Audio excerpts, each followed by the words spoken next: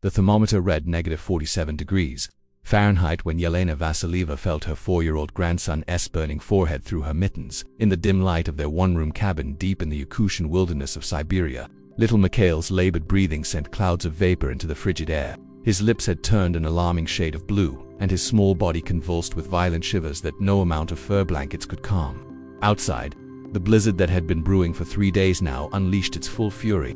Wind howled like tortured spirits through the bare birch trees, and snow fell so thick it was impossible to see beyond the frosted window panes. The radio had gone silent 2 days ago, the landline was down, and their snowmobile sat buried under 6 feet of fresh powder with a broken fuel line that couldn't be repaired in this weather.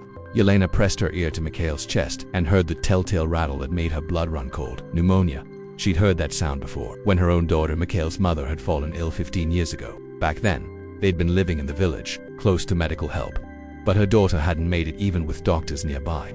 Now, isolated in their remote hunting cabin with no way to call for help and a storm that showed no signs of letting up, history threatened to repeat itself. The nearest medical station was in Bategi, 14 miles away through treacherous terrain that would challenge even the most experienced wilderness guides in perfect conditions. In this blizzard, it was a death sentence. But as she watched her grandson's condition deteriorate by the hour, Yelena realized she faced an impossible choice: stay and watch him die, or risk everything in a desperate attempt to save his life. Yelena had lived her entire 63 years in the harsh Yakutian landscape. Born to a family of reindeer herders, she'd learned to read the signs of the wilderness before she could properly read books. She knew how to track animals through fresh snow, how to build shelter from nothing but birch bark and determination, and how to survive on frozen fish and berries when hunting was scarce. Her weathered hands bore the scars of countless encounters with the unforgiving environment, and her deep-set brown eyes held the wisdom that came from decades of making life-or-death decisions in one of the world's most inhospitable places. But this was different. This wasn't about her own survival. It was about saving the only family she had left. Mikhail's parents had died in a car accident the previous winter, leaving the boy in Yelena's care. They'd been living together in her small apartment in Yakutsk, but when autumn came, she'd brought him to the family's traditional hunting cabin to teach him the old ways, just as her father had taught her. She wanted him to understand his heritage, to learn the skills that had kept their people alive for thousands of years in this frozen land. Now that decision might cost him his life. As dawn broke on the 4th day of the storm, Mikhail's fever spiked even higher. His breathing became so shallow that Yelena had to lean close to make sure his small chest was still rising and falling. She'd given him the last of their antibiotics the night before, crushed aspirin to bring down his temperature, and wrapped him in every warm garment she could find. Nothing was working. The storm continued its relentless assault on their cabin. Through the small window, she could see that the snow had drifted so high it nearly reached the roof. The wind created a constant, deafening roar that made it impossible to think clearly. Every rational part of her mind screamed that venturing out into this weather would be suicide. But the sound of Mikhail's labored breathing was louder than reason. Yelena spent the morning making preparations she hoped she'd never have to use. She melted snow for drinking water and filled every container she could find, wrapping them in towels to prevent freezing. She gathered dried fish, frozen berries, and a small pot for melting snow along the way. From her emergency supplies, she retrieved a compass, waterproof matches, a sharp knife, and a coil of rope. Most importantly, she fashioned a crude sled from wooden planks and leather straps, padding it with reindeer fur to keep Mikhail as warm as possible during the journey. The hardest part was bundling up her grandson. His fever made him delirious, and he cried weakly as she layered him in fur-lined clothing, sealskin boots, and a traditional Yakutian coat that had belonged to his grandfather. She wrapped his head and face, leaving only his nose and mouth exposed, then secured him to the makeshift sled with leather straps. In his feverish state, he barely seemed aware of what was happening. By noon, Yelena had made her decision. Mikhail's condition was getting worse by the hour, and waiting for the storm to pass could mean waiting for him to die. She dressed herself in layers of traditional clothing that had been passed down through generations: wool undergarments, reindeer hide pants, a thick coat made from wolf fur, and boots lined with rabbit fur. Around her neck she hung a small pouch containing dried herbs and a photograph of Mikhail's parents. The moment she opened the cabin door, the blizzard's fury nearly knocked her backward. Wind-driven snow pelted her face like thousands of tiny needles, and the cold was so intense it seemed to freeze the moisture in her nose and throat instantly. The world outside had been transformed into a white void where sky and ground merged into one endless expanse of swirling snow. Visibility was less than 10 feet in any direction. The familiar landmarks she'd relied on for decades, the old birch tree with the lightning scar, the rocky outcrop that looked like a sleeping bear, the frozen creek that meandered toward town, had all disappeared under a blanket of white chaos. But Yelena had something more reliable than landmarks, an internal compass honed by 60 years of navigating this landscape. She secured the rope from the sled around her waist and took her first steps into the storm. Immediately, she sank knee-deep into fresh snow, and each step forward required enormous effort. The wind seemed to come from every direction at once, sometimes at her back, pushing her forward, other times directly in her face, forcing her to lean into it just to stay upright. Within minutes, ice began forming on her eyebrows and the exposed parts of her face. The first mile was the hardest. Her body had to adjust to the extreme conditions, and several times she stumbled and fell, the sled with Mikhail sliding into her legs. Each time she fell, getting back up required more effort, and she could feel precious energy draining away. But she learned long ago that survival in the wilderness was more about mental strength than physical prowess. She pushed forward one step at a time, counting her paces to track distance and using her compass to maintain direction. By the second mile, Yelena had found her rhythm. She'd learned to read the subtle changes in the wind that indicated shifts in terrain, and her feet could feel the difference between walking on solid ground versus the softer snow that indicated hidden obstacles. Behind her, Mikhail lay bundled on the sled, sometimes moaning softly, other times falling into a worrying silence that made her stop to check on him. The landscape she knew so well had become an alien world. Familiar paths were buried under snowdrifts, and the storm created optical illusions that made her question her own navigation skills. At one point, she found herself walking in circles, recognizing her own tracks in the snow. Panic began to creep in as she realized how easy it would be to become lost and wander until they both froze to death. But Yelena forced herself to stop, take deep breaths of the brutal air, and remember her father's teachings. The land speaks to those who know how to listen, he'd always told her. She closed her eyes and felt the wind's direction, noticed the subtle slope of the terrain beneath her feet, and identified the distant sound of running water that indicated the creek was nearby. Slowly, carefully, she reoriented herself and continued forward. The third and fourth miles brought new challenges. The storm's intensity seemed to increase, if such a thing was possible. Snow fell so heavily that it accumulated on her shoulders faster than she could brush it off. Her feet, despite the warm boots, began to lose feeling, and she had to stop periodically to stomp and restore circulation. Each time she stopped, she checked on Mikhail, melting snow in her mouth to give him small sips of water and adjusting his coverings. During one of these stops, she noticed that his breathing had become even more labored, and his fever seemed to be spiking higher. Time was running out. She lightened her load, abandoning everything except the most essential supplies, and pressed forward with renewed desperation. Miles 5 through 7 tested every survival skill she'd ever learned. The terrain became more treacherous, with hidden rocks and fallen trees buried beneath the snow. Several times, the sled caught on obstacles, nearly jerking her off her feet. Her compass began showing erratic readings, possibly affected by the extreme cold, and she had to rely increasingly on instinct and experience. The wind chill made the already deadly cold even more brutal. Despite her layers of clothing, she could feel the cold seeping into her bones. Her hands, even inside thick mittens, began to stiffen, making it difficult to grip the sled rope. Ice formed on her clothing and crackled with each movement. Most concerning of all, she began to notice the early signs of hypothermia in her self-confusion, clumsiness, and an almost overwhelming urge to lie down and rest.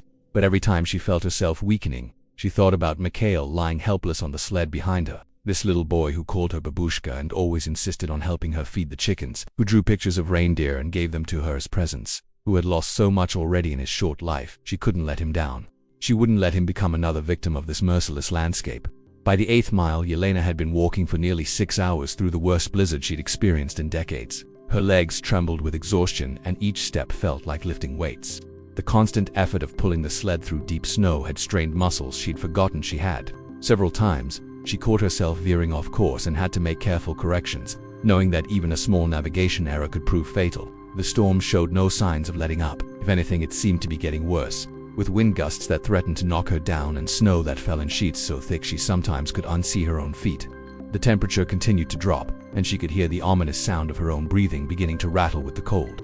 Miles 9 and 10 brought hallucinations born of exhaustion and hypothermia. She began seeing shapes in the swirling snow, her deceased daughter walking beside her, her father pointing the way forward, animals that disappeared when she looked directly at them. The line between reality and delusion began to blur, and she had to constantly remind herself to focus on the compass, count her steps, and keep moving forward. During this stretch, she made a devastating discovery. When she stopped to check on Mikhail, she found his breathing so shallow it was barely perceptible. His skin had taken on a grayish pallor that made her heart race with panic. She tried to wake him, but he was barely responsive. The fever that had been burning through him seemed to be consuming what little strength he had left. The realization that she might be too late nearly broke her resolve, but giving up now would mean certain death for both of them. She had no choice but to continue forward, even though every fiber of her being screamed in protest. The 11th and 12th miles were a blur of pain, cold, and determination. Yelena's body moved on autopilot, her conscious mind retreating into itself to escape the overwhelming physical trauma. She'd reached a state that wilderness survival experts recognize, but rarely discuss, a point where the human spirit takes over from the failing body, where willpower becomes the only thing standing between life and death.